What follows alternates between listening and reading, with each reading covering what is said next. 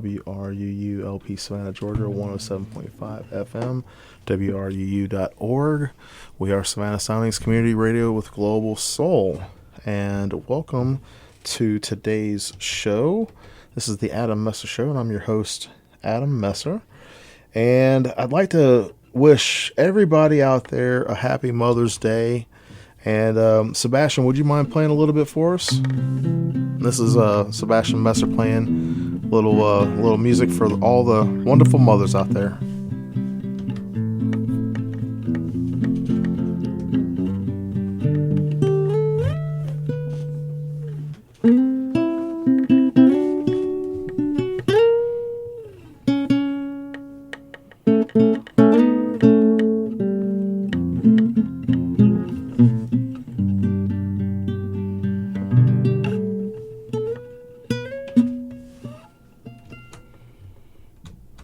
Thank you, Sebastian.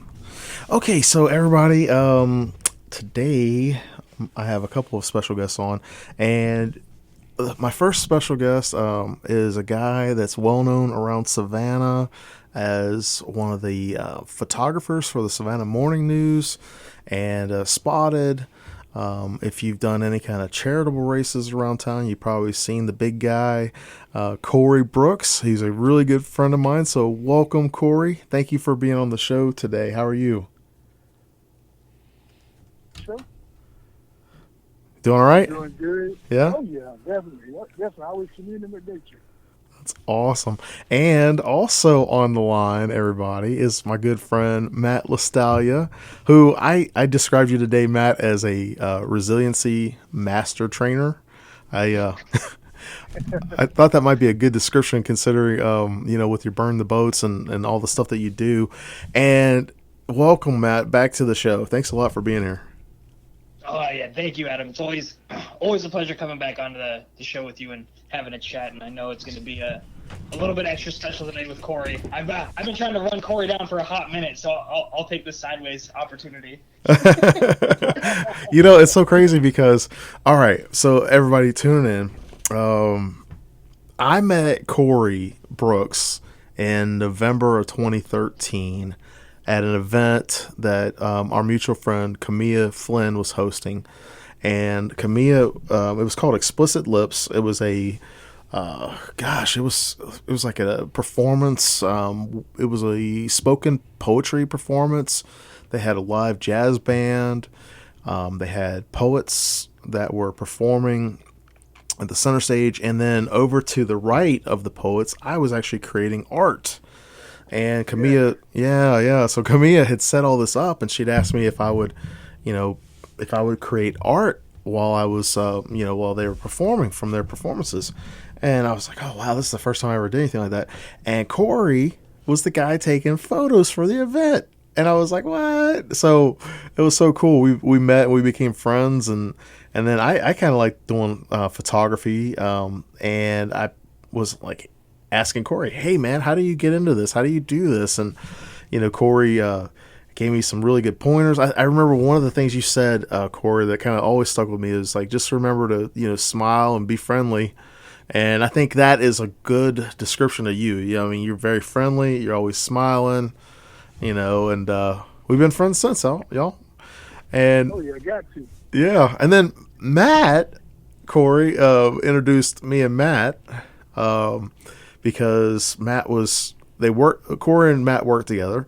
And Matt was getting ready to start doing like a podcast / interview style, with entrepreneurs and stuff. And Corey's like, hey, you need to talk to Adam. And then we hit it off, and we've been friends since. So that's just a really neat circle, y'all. I've been wanting to get y'all together on the show for a while now, and have all of us on together. It's finally happened. Corey's like, I think I finally wore you down, Corey. You're like, no, I can't do it. Persistence, right, Matt? Yeah, that's exactly it. That's right. Yeah, but right. No, and I think there's a part in the description of Corey that has to be brought up that you gave a little homage to. But so Corey is insatiably nice and kind, but if you walk into a room and he's standing there with you, he's a little bit more than intimidating. With between the tall stature and the very broad shoulders. Well, yeah, I forgot to tell everybody. Corey's like a power lifter, y'all. So he's a big, brawny guy, but he's probably one of the most kind and gentle people I've ever met in my life. So, Oh man, you guys are too kind. yeah, I wouldn't want to cross you though. I know that much. Yeah. But so Corey, can you tell us talk to us about like what you got going on with the photography and all, man? But nothing right now. I mean, shucks. This COVID-19 stopped everything. Yeah, a lot of events. I mean, like here in Savannah, everything's pretty much done. Yeah, a lot of charity events were put on hold. Mm-hmm. But it got me an opportunity to get out and get out with nature and take pictures of birds, what I love to do, because it's better than taking pictures of models, because they don't tell me to take another picture. And they don't want to see the preview. Yeah. I don't like that one. Can you take that again? That's right. I don't have to pose the birds. I don't have to put them in the right place, and they always get pussy late. That's the weird thing too. Is like with the photos. I know I've been out of the game for a couple of years, y'all. I did it for about 5 years professionally, and when I say professional, I mean I was charging people for my services. Yeah. But that is one of the things, y'all, that sometimes people are a little insecure, and they don't like their photos taken or whatever, and it can be kind of rough sometimes, especially if you're working with a difficult client. But one of the things I've always felt like with working with a difficult client is just trying to earn their trust and letting them know that you have their best interests at heart. And I think you do a great job with that, Corey. Well, I try to.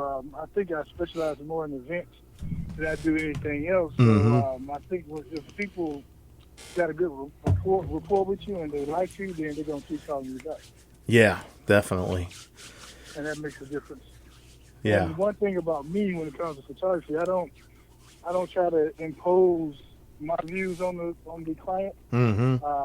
I try to get the clients what they want, Yeah. versus trying to be that snobby photographer trying to force what I want on them. Yeah, your artistic vision, right? Yeah, exactly. That's why I look at it too. It's like if you're paying for a service, you just have to. Because I've worked with so many people, and like I said, I've been out of it for a couple years, but I did it for about 5 years. And sometimes you get people that they're just so nervous about event planning. Y'all is a nerve-wracking situation, right? And there's all these different factors that go into it. And when you have someone who's let's just take a wedding for example. Weddings are high level, sometimes high end type stuff, and you'll get these folks that are just they're very overbearing, and they want everything to be perfect, and I've always felt like working with people like that, just getting their trust, trying to let them know, hey, what is it that you want? Are there any particular shots that you're looking for, or any people that you would like photos with or whatever. And you always have, I think especially with that kind of stuff, you always have to get the decision maker, because the person sometimes setting the event up is not necessarily the decision maker. So for example, like I had a woman hire me. She was the bride, but the decision maker actually was like her mother. You know what I mean? That's the best person to go to. Yeah. The mother or the mother-in-law. Yeah. So, you have to find out who the key decision makers are. Matt, what have you been up to, man? Oh, I've been rocking a roller coaster of life events. I mean, everyone's dealing with COVID-19, and in the midst of that, the universe decided that it was a good time for me to make the biggest professional transition that I would ever undertake and start the separation from the military while we're going through this pandemic. But there was an interesting thing about about photography that actually just came up that I wanted to give just an anecdote about it, that I wondered if Corey was dealing with any of this or you had seen any. But there was a gal in the neighborhood who was just hanging out outside, outside of her front porch, and she's not a professional photographer, but she's a hobbyist, right? And so she's I don't know anything about cameras. It looks like she has a nice camera with a very fancy lens. But she's out there, and people were out there with their families, just like, kind of social distancing, hanging out in their yards, playing outside as the weather's nice, and they see her, and they know her, locally, and they're like, "Hey, would you mind taking a picture of us in front of our house for, I think it was Easter?" And they're like, "Oh, can you just do a family photo in front of the house?" And so this kind of turned into a thing in the neighborhood. And so so she was going around and taking these pictures in front of the houses with everybody, and people in the neighborhood. You got the Facebook neighborhood group chats, and some people started losing their minds. It was like, "Oh, you're not social distancing, and you're not doing this, that, and the other, and you're going around taking pictures of people." And I was blown away. I'm like, one, it's a camera. She's not that close. They're not hugging, and it's an opportunity for people to get to be with their family and take advantage of the nice weather, and I mean, use sunshine to the benefit, and for her it's just not like she's charging anybody money or anything, but it was an interesting thing that came up specifically in the realm of photography. I wasn't sure if you guys had seen that. Corey, you specifically I know you said business has been down, but have you dealt with anything like that? Hold on one second. Yo, hold on one second. I'm sorry. This aux is coming in and out, and it's making the sound poor. So I'm gonna try to switch the aux real quick. Give me 1 second, y'all. Okay? I'm sorry. Okay. Okay, can you hear me? Yes. Oh yeah. I can Okay, yeah, that we were, and everybody at home. I'm so sorry. The aux cord, for some reason, it was on that other one was coming. It was like phasing in and out, but this sounds pretty good. So I'm sorry to interrupt y'all. Okay, so the question Matt posed was, have you ever experienced that, Corey? And no, I haven't been experiencing it because actually I haven't done any events since. But I've been seeing different photographers on Facebook doing the quarantine photos and the different photos of the families. But in terms of social distancing, if you have a camera like mine or even like the one you're talking about in your neighborhood, we have like 400 millimeter to 200 millimeter lenses. So you do not have to get close to people when you're taking pictures. You can just tell them to, stand, set up, whatever, and take the pictures, and you don't have to get close to them. Right, and that's exactly what she was doing. She was like set up on like the sidewalk, and these were with fairly decent sized yards, and so people were standing in front of their front door. It's just these nice, cover photos that people could use for Easter. I just think it's so interesting the way that people react differently, and I don't know. It's like someone's always got to rain on the parade, and there's some people out there enjoying a good time, and a lady's not even charging people and just taking advantage of. For her own personal interests, like, hey, I like photography. These people want photos taken. And I think it's just fear. Yeah. Everybody, you're tuning in today. Hold on for a second, Matt. Everybody, you're tuning in today for listening to the Adam Messer Show with your host, Adam Messer, and my special guests, Corey Brooks and Matt Lostaglia. And you're listening to us here on WRUU-LP Savannah, Georgia, 107.5 FM, WRUU.org. We are Savannah Soundings Community Radio with Global Soul. All right, so what were you saying, Matt? Right there, there's a gator right there. He's blending in with the nature. Hello? What were you saying, Matt? Yeah, I was just Sorry, Corey, sorry, are you there? I'm here. I'm sorry. That's okay. It's all good. Life happens, right? That's right. Amen. I was just saying fear makes people, like, there are certain things that make people act really, really different and get to a different part of your core personality. And one of those is fear, and the other one's money. Oh, yeah. So, it's crazy that you say that because it's so crazy. Today, my gym shoes that I have, I usually, I'm not saying what name brand it is, but I wear athletic gym shoes, okay? And I've just worn them out. I mean, like, just slap worn out. Like, the soles are coming off. Like, the little foam part that goes to the little rubber part that goes to the foam part of the sole. So we had to go get some shoes. Like, my son, he needed new shoes. I needed new shoes. My wife and my daughter needed new shoes. And so we went out to an outlet mall, and there was a store that had, that was actually open. All the other shoe stores were closed. There was only one store, and they had a limit of 20 people, in the store, social distancing or whatever.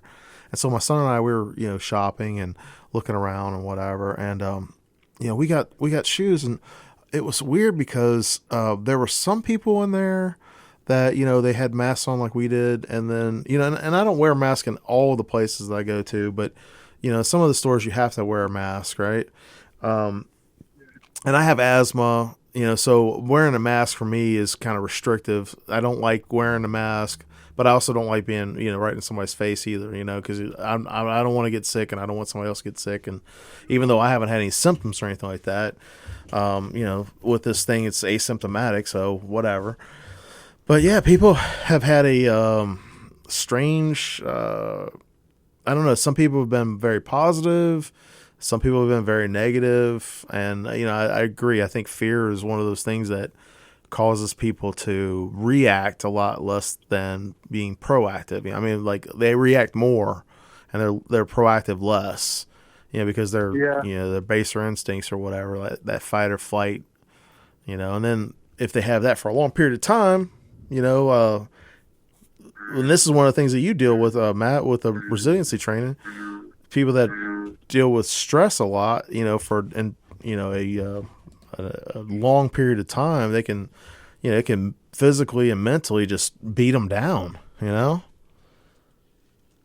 Yeah, I think the biggest concern that I always have is, I guess not concern, but the thing of note is how we build those habits in our mind. You know what I mean? Yeah. Like, if we keep going to a stressed out place naturally, if we are worriers without taking action, then our go-to is laying in bed and worrying about things at night instead of staying up that extra hour to prepare for the presentation the next day, or to consider like, oh, you know what, how would I go about getting a mask in this situation, and can I make one? And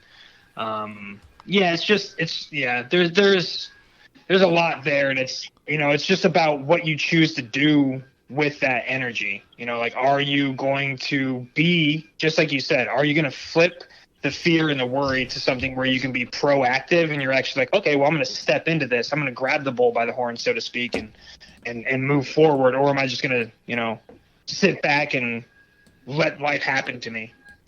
Yeah. Corey, you've had to make an adjustment. I mean, because you do a lot of photography, with the events and all that.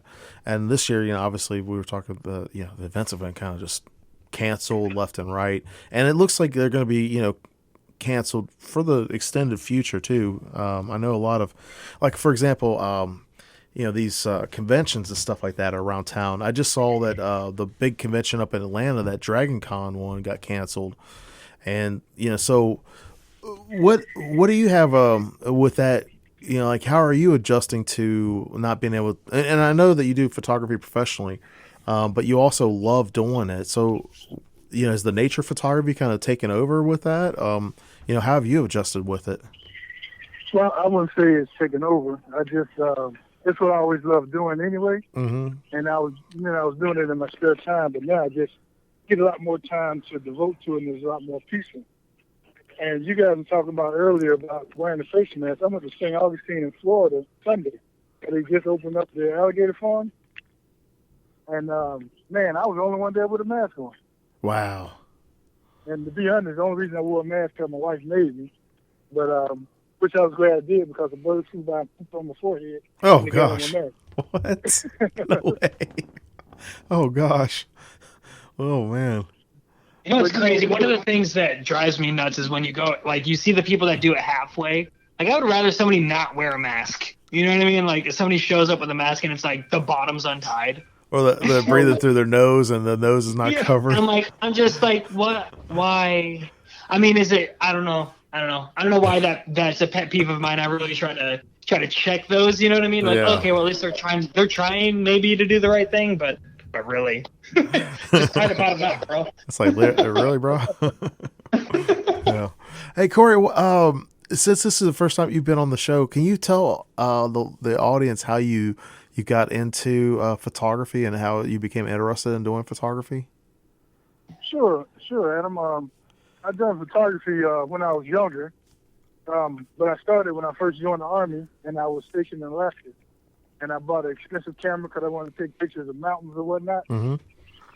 But I made a mistake of riding the Greyhound bus from my duty station, one of my duty stations, to Atlanta, and I put my camera in the luggage, Oh. and my camera got stolen, but it did leave me the tripod.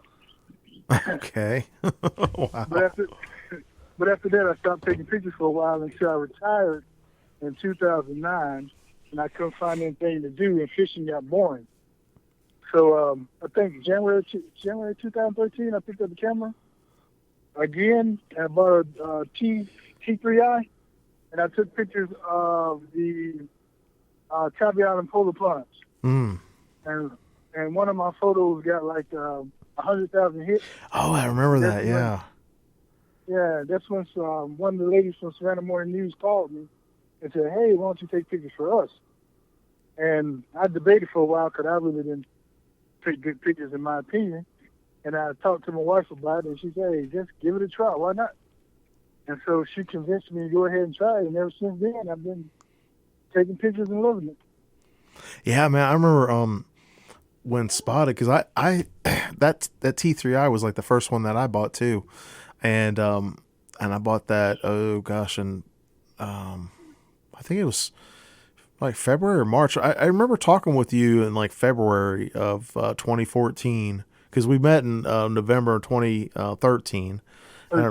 Yeah, and I remember talking to you like that February, and then because I started doing Spotted, Janae had just, I think, moved into the position, or she had just, I think Carl Lewis was the guy doing it before, and then Janae had moved into, I can't remember Janae's last name. Well, it was a female before Janae. I can't remember her name, but then Janae moved into her position. Yeah, because when I got into Spotted like right then, in like March that year. And man, I remember like Spotted was like the thing around town, and like everybody wanted to be in Spotted for a long time. Oh yeah, definitely, because they thought they would get exposure, a lot of exposure. Yeah, and you know what? I mean, it's crazy. I think one of my, I can't remember. I think one of mine had like a whole bunch of hits as well. And I remember it used to be kind of like, okay, who's gonna have like the top spot this week? You know, there was so many like awesome pictures. I remember when you did the Dancing with the Stars ones. You know, those were so, that was awesome. Yeah. So it was pretty good, man. You know, that's one of the things too is like, and Matt, you know, the same thing. You know, like with you as well. You can be a high level performer and not have to be competitive with other high level performers, you know. So like I always loved doing stuff, you know, events with you, Corey, you know, because it was never a competition. It was always like, you know, camaraderie, you know. Same thing with you, Matt. You know, it's like there's not competition of what we're doing. It's camaraderie, like, you know, and I think that's an abundance mindset.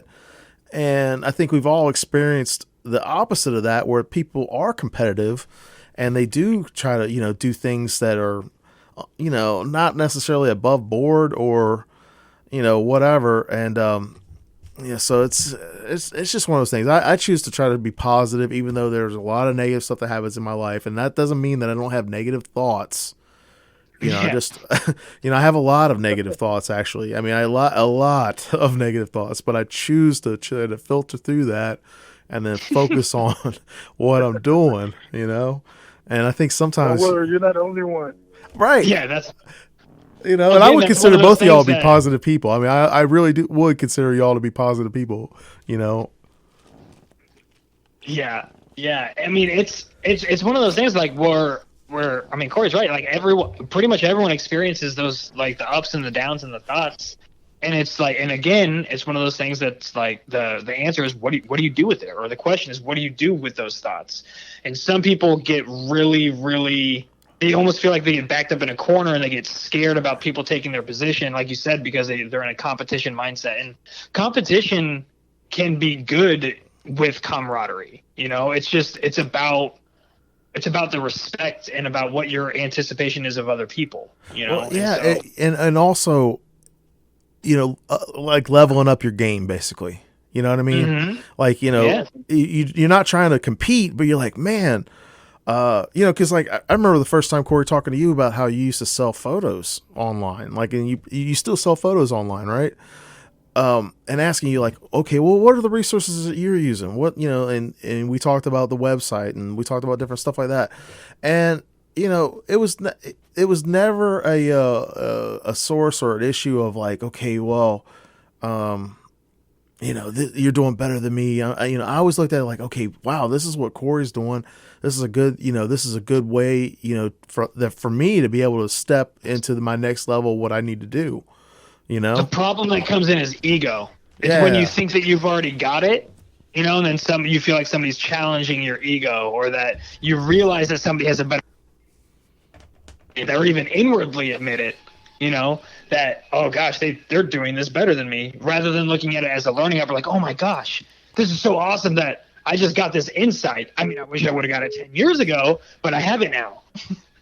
All right, hold on one second. I think we lost Corey, so hold on one second here. Hey, Corey, you there? Yeah, I got the boot. I don't know what happened. I don't know either. Hold on, let me merge this call. One second here. It's probably the towers, the 5G stuff, right? All right, let's see. Hold on one second here, y'all. I'm doing this from my. All right, Matt, can you hear us? Yep, I'm in. All right, Corey. Yeah, we had a signal loss there, so we are back. Yeah, I totally agree, Matt. There's a phrase: "A rising tide lifts all boats." The guy Craig Martell that I've interviewed a couple times, he likes to use that a lot. And I agree. I think like there's the pie. When people think of the pie, some people think of like, okay, there's only so many pieces. It's not like that. It's like there's enough for everybody. I mean, if you kind of, and this sounds kind of strange, but if you think about time as a relative process of a mental capacity that we created, and you think about currency, what is something worth? This is a tool. This is a concept that we, human beings created. We made this. It's not finite. We created it. We can make as much of it as we want. Time, you can't make more time and you can't delete time, but you can create what you're doing with your time. You can change around what you're doing with your time, and the folks that are being super successful have the same amount of time in their day that a person who's not being successful has. It's just on how they use it and how they how they use I feel like their resources, and being resourceful to be able to have their goals and move forward, and I always looked at like, okay, well, how can I be better of what I'm doing now? So like I'm doing the publishing thing and I do the radio show and I interview people and but the radio show, this is all volunteer. I do it because I love it. I love talking with folks like you. The publishing side of it, I've done like the nonprofit stuff since 2016 is when I started the Savannah Quill, and we've done a bunch of like nonprofit events and fundraisers and stuff like that. Well, I wanted to be able to focus on publishing too, so I had to create something separate from that, so I wouldn't muddy the waters between the two. And I feel like with you guys as friends of mine, this is one of the reasons why I'm so excited about having y'all on today, is that I see y'all, constantly, doing new things and working on, honing, what you're doing, and I feel like I'm doing the same thing. And I like being around people like that. I like being around creators and people who are, very talented, but that also they give back. That's a big thing for me is like, the giving back part. So. Same here. All right, y'all. We're going to take a short station break. We'll be back in about 2 minutes, y'all. I do want to wish everybody a happy Mother's Day. Thank you for everybody who's listening today. My mom and Tara and Darlene Dremel. I think Miss Harriet might be listening in. Would y'all like to make a shout out to somebody? Me, Corey Brooks, I want to say happy birthday to my mom and my stepmom and all the mothers out there. Awesome. Matt? You there, Matt? I think we might have lost Matt. We're going to have to try to call him back. I'll get that set up while we're on the break, y'all. No, I'm here. Yep, my bad. Oh, okay. Did you want to give a shout out to anybody today, Matt? Yeah, there's so many mothers. My mom, happy Mother's Day. My wife, happy Mother's Day. my sisters, happy Mother's Day. All the mothers. I'm with Corey. I want to give a shout out to my wife as well, who is the mother of our 3 children. So I love her, and I'm very happy today's Mother's Day. So, all right, y'all, stay tuned. We're gonna come back, and then you know what? I'm gonna press the court, y'all. I want to ask you some questions, like some stuff that we're working on, and I want to kind of dig a little deeper on the second half. I'm game. I'm in. Savannah Soundings programming is brought to you by listeners and the Ships of the Sea Museum. The William Scarborough House, located on MLK Boulevard, is home to the Ships of the Sea Museum and is the earliest example of the use of Greek Revival architecture in a domestic setting in the South. Celebrate 200 years of the William Scarborough House. Find out more about Ships of the Sea Museum at the website shipsofthesea.org. Now you have a chance to support both Savannah Independent Artists and WRUU during this shelter-in-place order to stop the spread of COVID-19. Creatives in Need is a group of independent artists hosted by the Roots Up Gallery, which is collaborating with WRUU during this shelter-in-place to offer an online art gallery at www.rootsupgallery.com. For every work of art sold at this online gallery, the artists receive 80% from the sales and 20% goes to WRUU and its programs like Art on the Air. Interested listeners can go to www.rootsupgallery.com to start shopping today. WRUU 107.5 FM is a new and different listener-supported and all-volunteer community radio station for Savannah. Our diverse broadcast and web programming is supported by generous listeners who value our passion and spunk. We are independent of other media and receive no government or large corporate support. People like you are the largest and most important source of our funding. Go to wruu.org to find out how you can make a one-time or monthly contribution. Thank you. And here we have some live music from Sebastian Messer. Happy Mother's Day, everybody.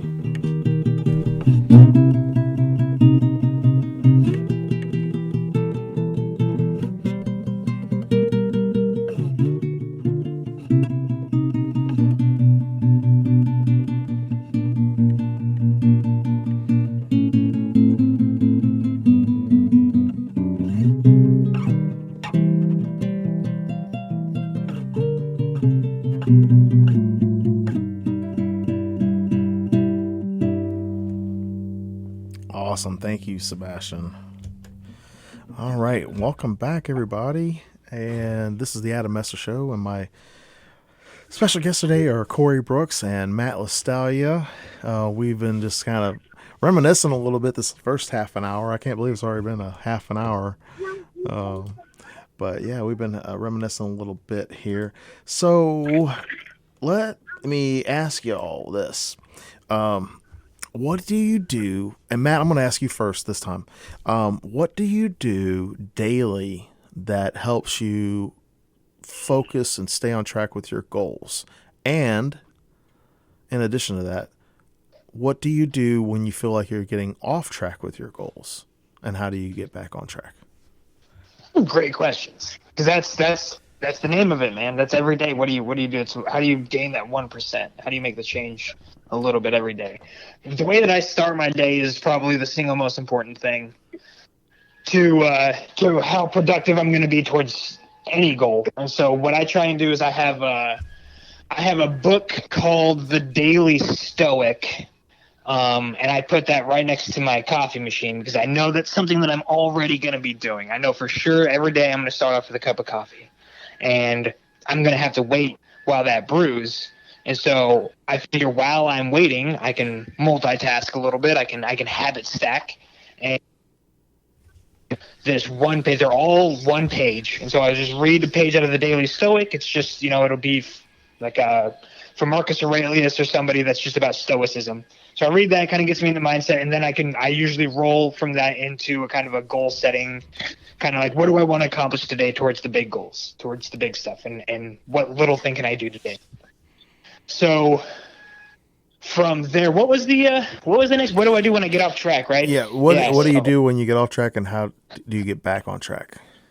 Oh yeah, so that just happened. That literally just happened. I haven't recorded an episode for my show in like 2.5, 3 weeks, and it's just been so much chaos. There's just so much change. I started an internship with this software company based out of the United Kingdom, and that's been phenomenal. Working on this whole new schedule and just this training program while I'm working with them, and still transitioning from the military. And so it's been chaos. And so, but it's been nagging at me. This is the thing that'll happen is I build something up. This is how I get off track. I'll build something up to be much bigger and significant than it needs to be. And so I'm like, oh, I haven't done this. And every day that I don't do it, it just builds into this bigger and bigger thing. Oh my gosh, man. That exists. Oh my gosh. Let me tell you something that, that just hit a nail on the head for me. I've been editing this novella that I wrote for Rachel Brune and the Chrome Girls Press. The folks, she's the lady that published that short story I had last fall. And I wrote it in February, spent a month writing it, and then I started editing it. Well, some of it I did, most of it I did by hand, typing it out. But a good portion of it I did dictation. And what I would do is I would put dictation only as like a little subheader, and then I would dictate part of the story. And by dictation, y'all, it's when the software program, you use a microphone and you literally just speak out what you want to write, and it copies it over, and it's good for like 90%. But I kind of I got stuck and frustrated when I was editing, because I felt like, oh my gosh, I did a lot more dictation than I thought. Well, what I did was, to kind of get around that hump, I went and printed off a copy of it, and I've been editing it by hand. So I've been, going page by page, editing it by hand. Well, I finally got to the 51st page with all the dictation stuff, where it says, and I was reading through it, and I was like, this is not as bad as I was making it out to be in my head. Mm-hmm. And exactly. I just pushed through like 10 pages of it today, and it was not the monster I'd made it in my head at all. Yeah, no, absolutely. But here's the thing. Sometimes it is. Sometimes it can. Sometimes it is. But most of the time it's not. Most of the time you're right. And once you get cracking at it, then it happens and it flows. But the thing for me, it's the way that I succeed in life is by little victories. I need little victories. Yeah. And so rather than I'll still do it. I'll still let it build up to this big thing. And then once I realize that I get myself out of that kind of subconscious, non-focused thinking where I'm like passively letting those thoughts control or induce excessive anxiety about it, I shift and I'm like, I'm just going to do something. I don't care what it is. So today I did a 25 minute episode, and normally I'm batting 60 to 90 minutes. And I was like, I don't care. Well, I got a proposal for you. The second hour here, why don't we flip the script like we've done before, and you do the interviewing on the second hour. Boom. And then I'll send you the MP3, and there you go. You got, another 2 hours of. So we'll do that. We're talking about multitasking. we'll do that this next hour. Then we'll do that. So Corey, how do you set your goals, and then how do you deal with, like life happens and things get off track and getting back on track? Oh man, I don't remember. That is a good question. I just take vacation. I go on vacation. Oh, yeah, I like that answer. Because to be honest, when things are moving so fast, I just feel that I need to slow down. Okay. And most people that know me, my wife and myself spend a lot of time in the Georgia mountains. And so when things are getting hard or hectic down here, we just retreat to the Georgia mountains so I can relax. I got some friends up there that owns a winery, so we go there, relax, and just cool down, calm down, and try to refocus. So how do you re-engage then afterwards? Like because that is such a great way to reset, being able to kind of remove yourself from the situation and then be a little bit more objective. When you come back, how do you re-engage? Well, I'm more relaxed when I come back, and I just try to start over from scratch. And Okay. a lot of times, like, I remind myself of my beginnings. Ah, You know what I'm okay. saying? Like where I initially came from, and it helps me get back on track. That is, I do like that. I think keeping in touch with your roots of where you're from keeps you humble. Obviously it works because you're a very humble person. I think that's a great way to look at it. I tell you what, how I do it is, I'm a big person about, setting goals and then metricing my goals or whatever. And I like to change things up. I don't like being like my son. He was joking around. He's like, when you think you're going to go one way, you go another, and it's because you're unpredictable. And I was like, well, I like to change things up because we get into a routine, right? And routines are good. Routines are good for, a lot of reasons, but I also like to challenge myself when I feel like I'm getting in a rut, creatively or whatever. So for example, I'll give you an example talking about the pandemic, changing things. I had a book scheduled to release May 26th. That's when I initially had planned to release this book that I have. It's an anthology collection of short stories. The pandemic hit, and I was like, okay, now the market's flooded with a ton of content. The publishing markets, bookstores are, still pretty much doing curbside service, so, they're having to struggle with day to day, making, their funds, online. There are some people out there who are, they're successful and they're doing well, but a lot of the creators that I know, they're struggling right now. I mean, their income or their supplemental income has just been kind of ground to a halt. So I said, you know what? I told my authors, I have I have 11 authors now. I had 10 at the time. I just signed another one on this last week, but they were all handpicked. They were all folks that I knew, and then I asked them if they would be part of this. And I told them, I said, you know what? Considering the situation, I will release you from whatever. We hadn't had any contracts signed or anything like that, but basically we had an oral agreement, and I'll release you from this if you want to publish your story yourself. But moving forward, I need to push this release out until October. At least, because I feel like it's, the responsible thing to do. I don't feel like, right now would be the best time, especially launching a new brand, like the instead of it being Savannah Quill, now it's going to be Valhalla Books. And I wanted to have that, like I said, the nonprofit from the, the for-profit thing separated, because I didn't want to muddy the waters. And I felt like this is not the best time for me to try to launch, a new brand and trying to sell books. So, all the authors said that they would stick with me. And, we've got a fantastic group of authors. We've got a fantastic group of stories, but that was a hard decision for me, because I have been working on this anthology since last year in October, September, October. And, so I'd spent a lot of time working on it, and, but I feel like it was a good decision. Right. So what have I been doing in the meantime? Well, I'm taking a course on, marketing and publishing. I've been furloughed for like a month now, and, at first I was still working, so that was kind of, rough going back and forth with the whole thing. But, since I've been furloughed, I've been focusing on staying active and working, writing, learning, trying to do the best that I can. And there's been some days where I'm like, I'm just not feeling it. I mean, there's some days where I'm just like, oh man, and I've kind of gone through the gamut of, like we were talking earlier, the little negative thoughts and, whatever, and just trying to keep all that together, so I don't know. I mean, when I get off track, I do kind of like what you're doing, Corey. I'm like, I step back, and Matt, I do the same kind of thing too. I build a routine, get myself going with a couple of little wins first thing in the morning.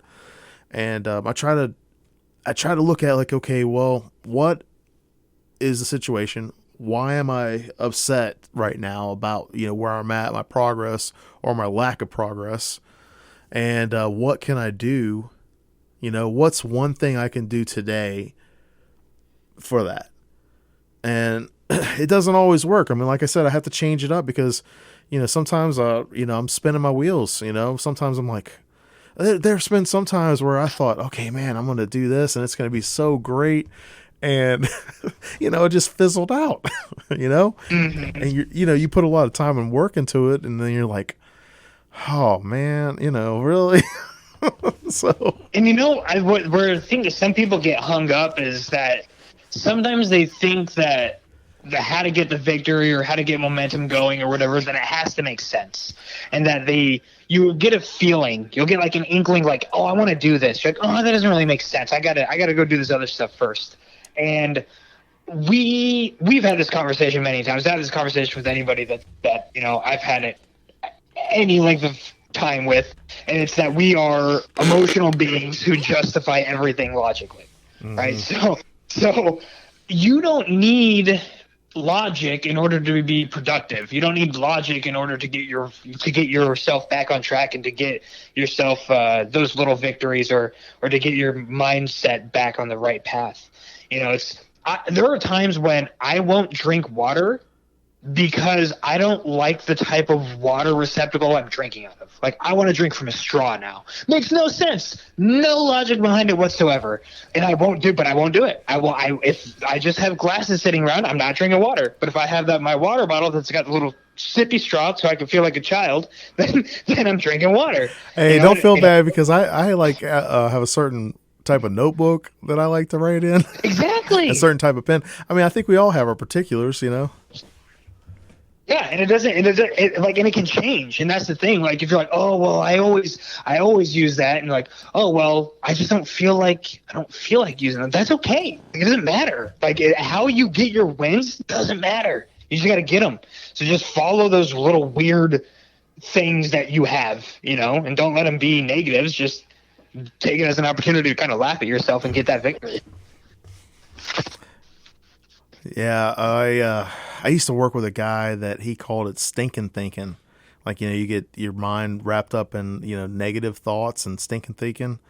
And it's contagious. I mean, like, they say the old adage is, one bad apple will ruin a bunch, and that is true. You can get people that are, positivity. Like, you ever notice how somebody who's like laughing or smiling, how that it's contagious, and that's one of the things it's a choice. We get to choose, because an emotion biologically only lasts like a couple of seconds, right?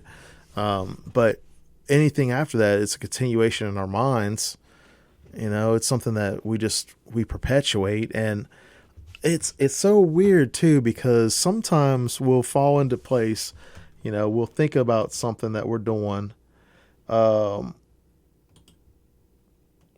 we'll believe the hype, like, oh, I can't do this. I can't do that. And we believe the hype because we've said it. We're like, oh, and I think you have to like build yourself up mentally sometimes too. It's like, all right, I might not have the resources right now, but I'm resourceful. What can I do? What kind of questions can I ask?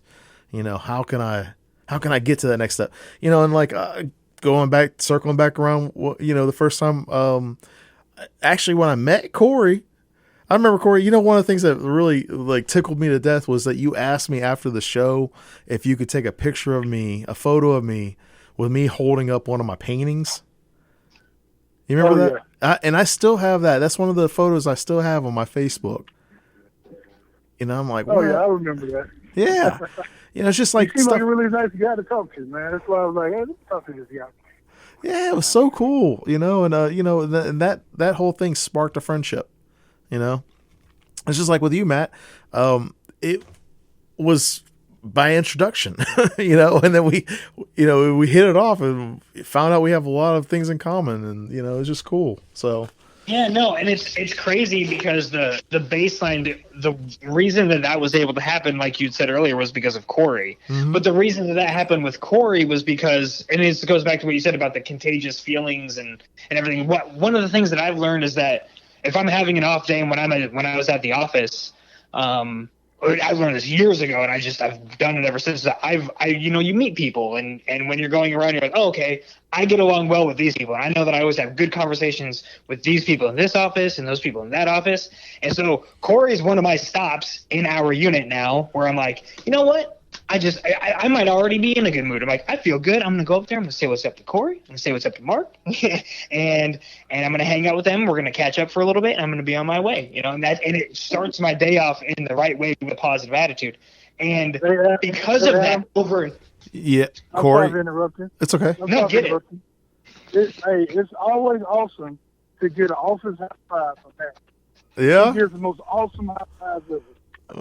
that's awesome. Yeah. Yeah, no, I try. I go around. I am not stingy with my high fives. Now I gotta be. It's so crazy you say that because I had a boss one time. I used to give everybody high fives. And I had a boss one time who said, "Don't give anybody high fives." I was like, "Why? Don't do it. It's just immature." And I was like, you know what? I'm still going to give people high fives. If they want to give me a high five, I'm going to give them a high five. And I know it's corny, it's old, whatever. I don't care. I like high fives.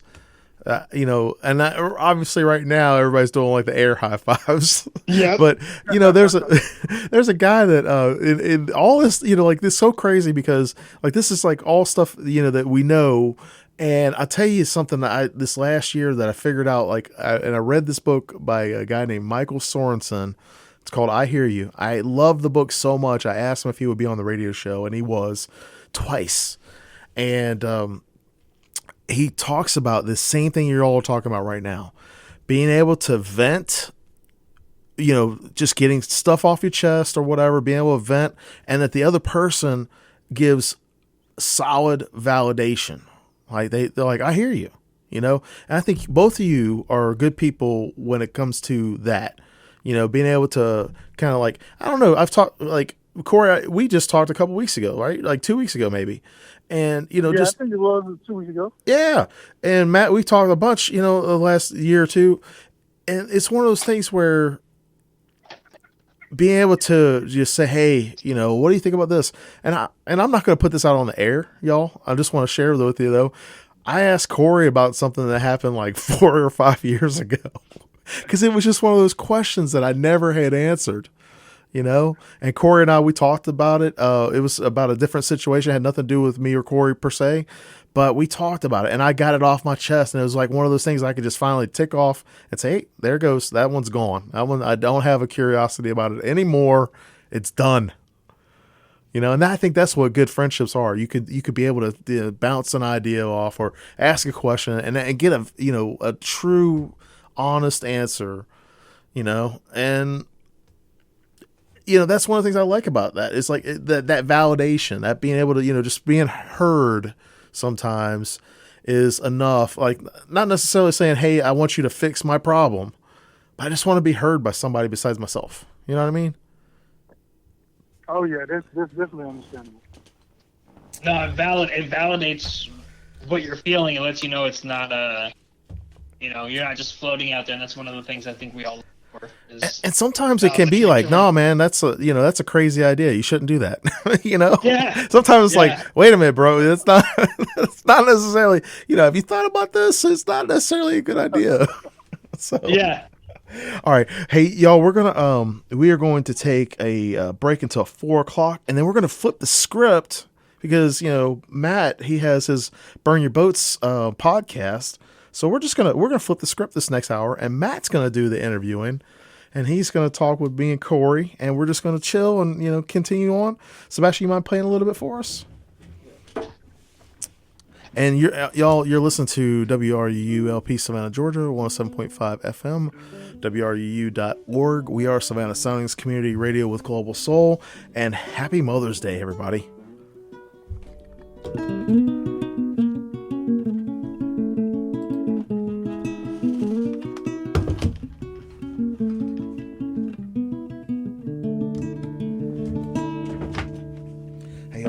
a break until like 4.